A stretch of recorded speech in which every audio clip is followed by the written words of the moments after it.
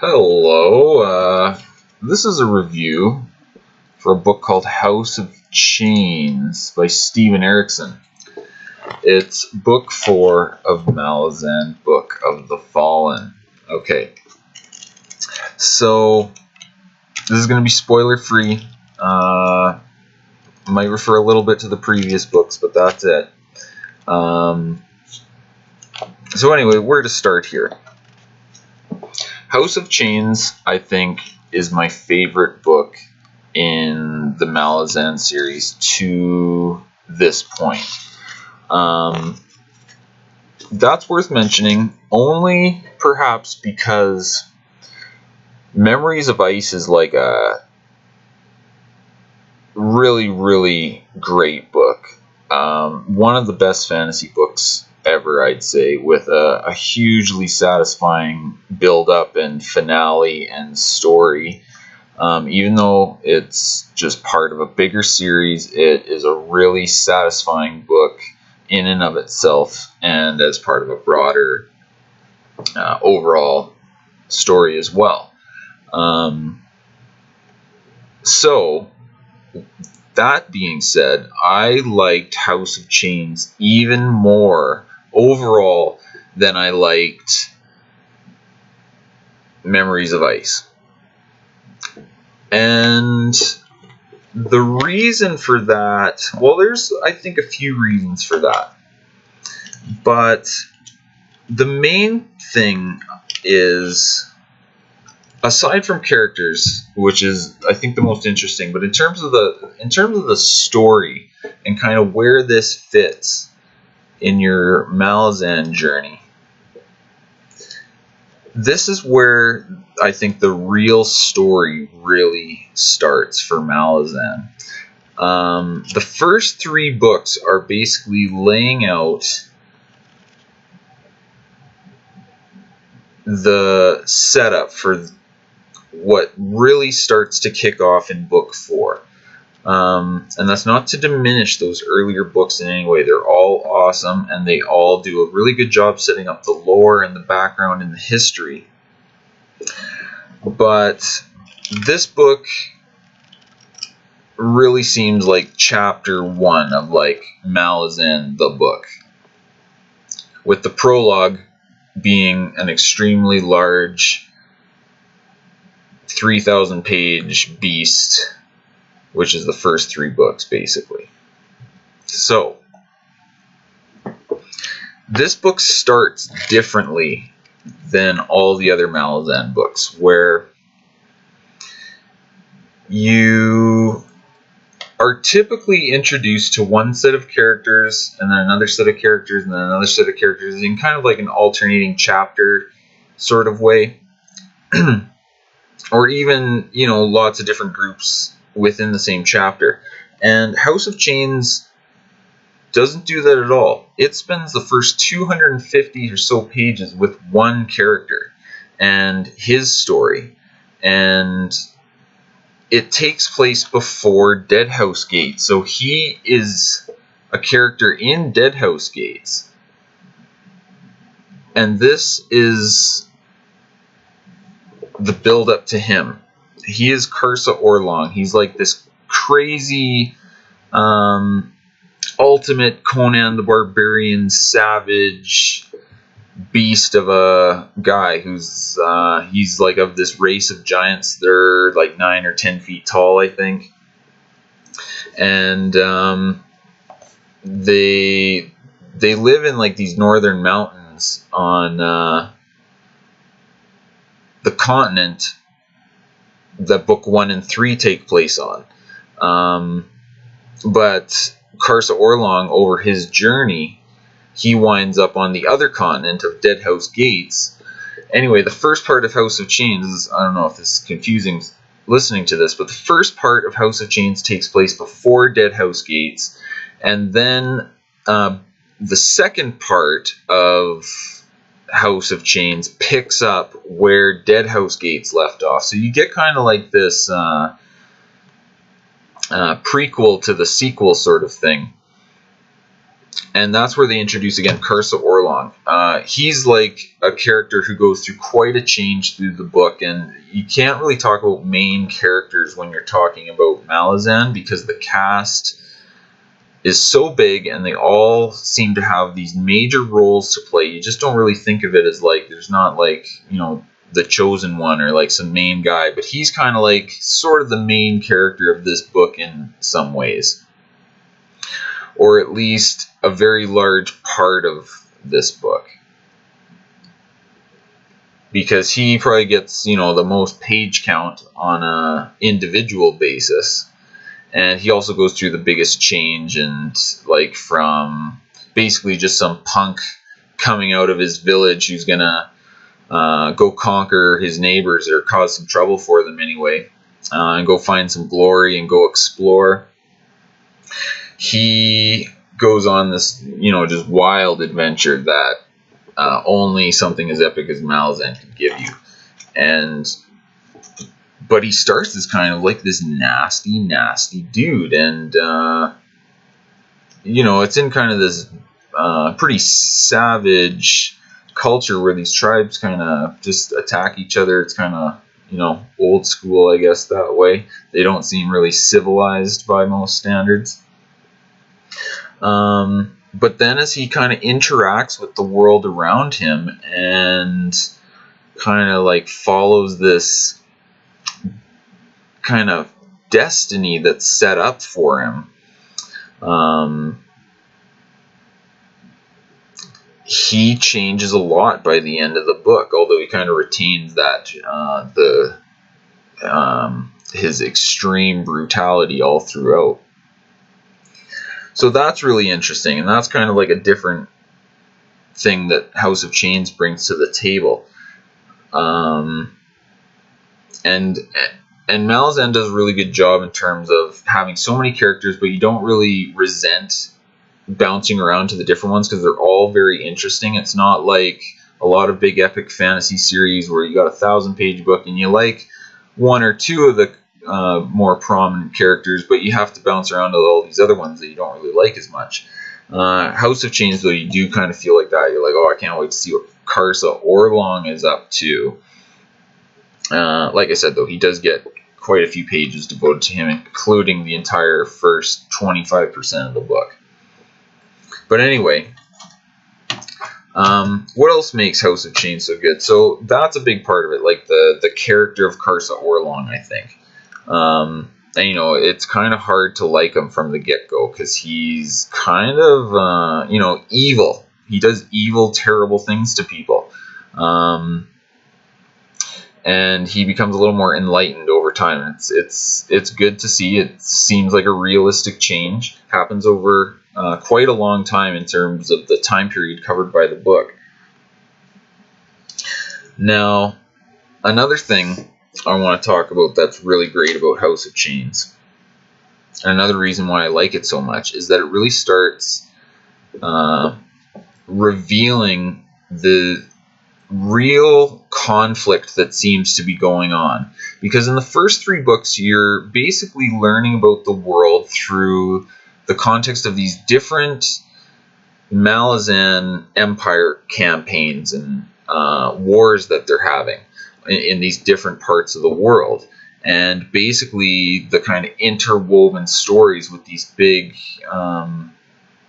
militaristic campaigns is laying out the information that you need to give real power and weight to the real conflict that seems to be coming out in House of Chains. Now, again, not spoiling anything, but the nature of the conflict is going to become more clear, and yet it's going to change a little bit throughout the series, but you're starting to get a better grasp on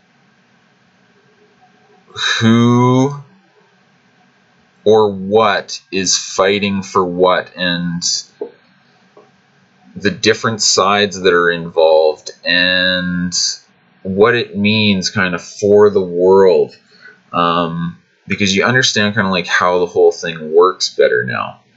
and you have all this context and background given on these different races and the different powerful figures, and the crippled god who was introduced in the last book, at least on the scene. Like, there are scenes with the crippled god in them, and he's more directly involved in the conflict at that point.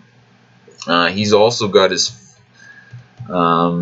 makes his mark here, and you start to get a much better glimpse of like what he's all about and what he's trying to do. Like, the crippled god puzzle, as far as plot, is becoming much richer and more,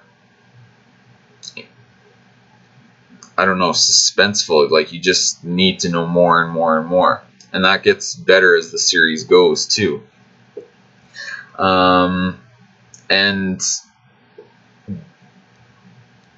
there's a major villain that's introduced that kind of, like, I guess works with the crippled god, like the people that he's got working with them, and what they're fighting for, in their service to the crippled god.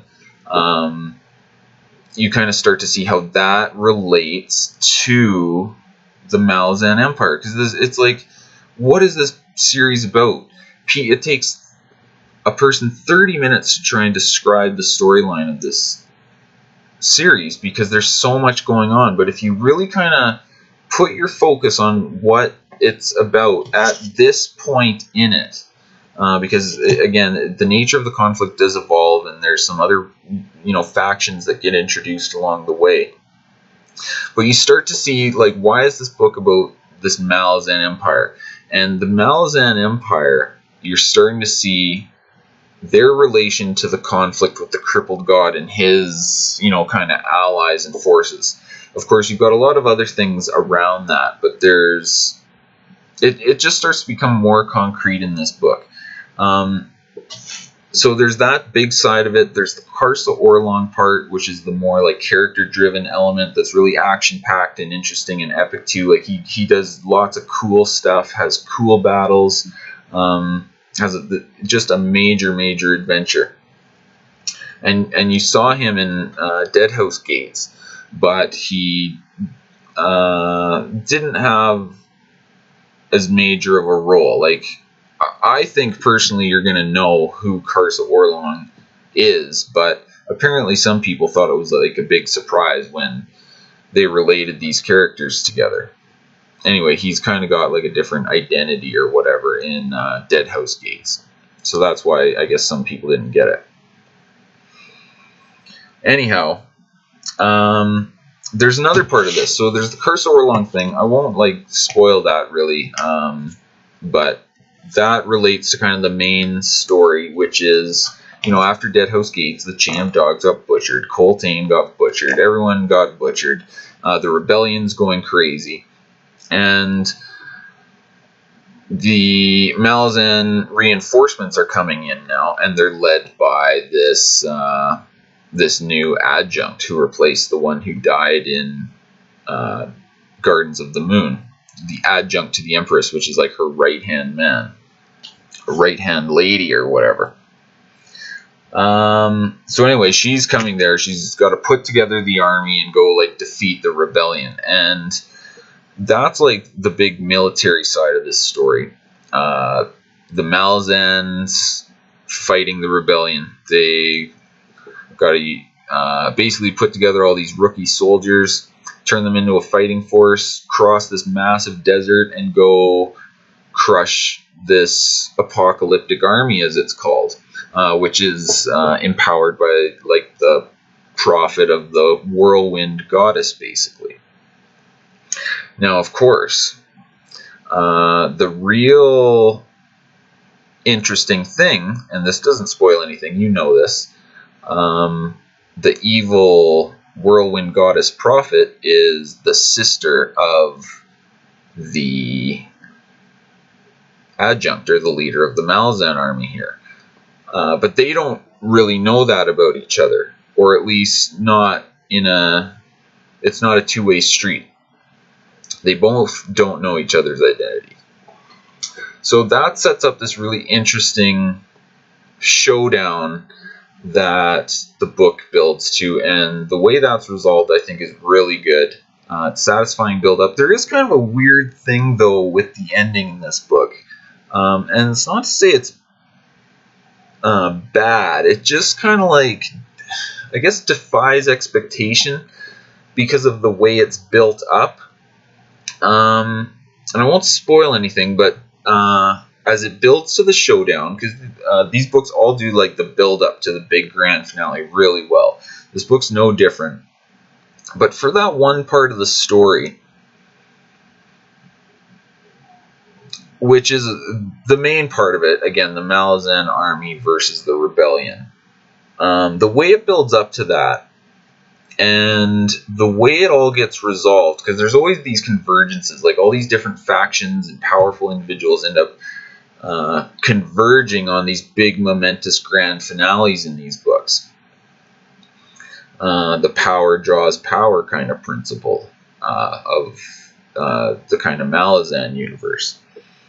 And just the way, I don't know, again, I don't want to spoil it, but just the way they did it was kind of weird in this one. Like, the way it's building up, you kind of expect one thing to happen, and then it unfolds in a very, very different way, and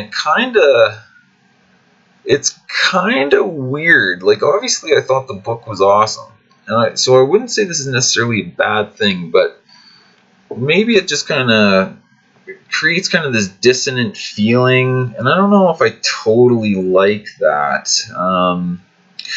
But then there's a lot to the ending that is extremely satisfying. It does have some very powerful moments in it, very satisfying moments, including this brutal revenge that is very deserving, and you're just yearning for it for like hundreds of pages because of these bad things this one guy does. And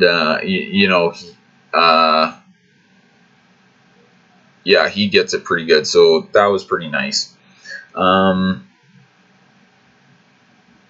So I would say the ending, like all these books, is very satisfying. It's maybe a little less overall satisfying of an ending than Memories of Ice, but there is closure on a certain part of it in sort of a weird way. Again, there's the way certain things unfold in this book at the very end. It's epic and it's awesome. Really good action and battles, and then kind of like the personal drama element of it. With some characters getting like a really nice happy ending, so they get kind of like to ride off into the sunset, so to speak, and their story may be over. And I'm being kind of metaphorical about that, but these books are usually good at giving you kind of a few resolutions along the way, even as you're working towards the main storyline, which spans 10,000 pages or whatever. So again, not spoiling things, but I wanna maybe touch on part of an ending element here. Now, I read that some people were unsatisfied with the final showdown between two key figures, or the way that was handled, and I thought that was really actually quite good. But again, I can see how it defied expectations a little bit, and maybe people didn't like that. Overall, though, really satisfying ending. So it continues a really good run of 4 big epic fantasy books with huge epic satisfying endings. And then the character side's really good. Another thing, the Jade statue thing, and Heboric with his phantom hands, or the ghost hands guy, who's with the rebel army. You're going to get a lot more of him in this book, obviously, but he is quite a big part of it. And the whole thing with the Jade statue, which you will recall as a mysterious thing from book 2, that gets pretty wild and crazy. So I think you should look very forward to that if you want some more digging into the whole jade statue thing. There's a lot of just crazy mysteries that pop up in this book too, and things that you know are going to become factors later, but you're not really sure what to do with them at the moment. And there's a lot of new characters introduced that are kind of coming in. It's like they've got their whole epic storylines of their own going on, and they just kind of like show up on a few chapters here and there. And that happens a lot in this book. Like there's a lot of intersection of different things going on, and you might feel a little bit lost, but I think there's enough coherence to it all, and the way those interesting things are introduced just adds to kind of the mystery, and you're getting more puzzle pieces along the way. You're learning the world more. Like this Malazan stuff is so well done, and it's kind of cliche, but you know, Erikson's an archaeologist and all that, and it's like he's put this stuff together so meticulously and with such detail, but the way it comes out is interesting, because again, there's not really a lot of exposition in these books. You kind of just are learning everything as the characters do, or even not, because the characters usually know way more than you. And they don't have these contrived situations where they're explaining everything to someone else. And there's a whole other storyline with a Tlana mask guy and a kind of a shadow elf guy, those Tista Idur guys, and that's really interesting. So like the whole book is amazing. Every thread in it is good. Big grand finale that's very satisfying. There's tons of like kind of regular action in this book throughout. A lot more so. If you like a lot of action-packed stuff, there's a lot more of that in this book. I'd say like spread out, so you're getting tons of violence and fighting all throughout. I guess that's it. It's also got just, you know, like so much crazy cool stuff, like crazy scenarios, that is just really imaginative and really takes fantasy kind of as far as they can push it in a lot of ways. The imagination of it all is really great. The world they've got, the crazy characters they introduce, the gods, you know, people fighting gods, and the power levels of some of the things involved in, like world-changing events that happen in this book, and it's just, you know, a part of the story, or parts of the story. No, okay, let me say that again. It's many major things are going on, not just one major thing. So there's a lot of big changes that happen, like you know, gods rise and fall, say for example, or major characters are wiped out, or big discoveries are made, and that's awesome. Now the next book, Midnight Tides, is actually going to be a prequel, and it's going to be kind of like segued into at the end of this. Some people have said for that reason, you should read Midnight Tides before you read any of the other books, and I don't recommend that, but something to think about when you're going into the next book. It's going to be completely different, but some of those people are going to be showing up later on in House of Chains and all that. Anyway, that's enough rambling for now. House of Chains is awesome. Give it, whatever, 5 out of 5. Read Malazan books, and you're going to like them if you like epic fantasy. If you want like low-powered dudes, you don't want to be reading these books. Yeah, talk to you later. I'll be reviewing some more Malazan later.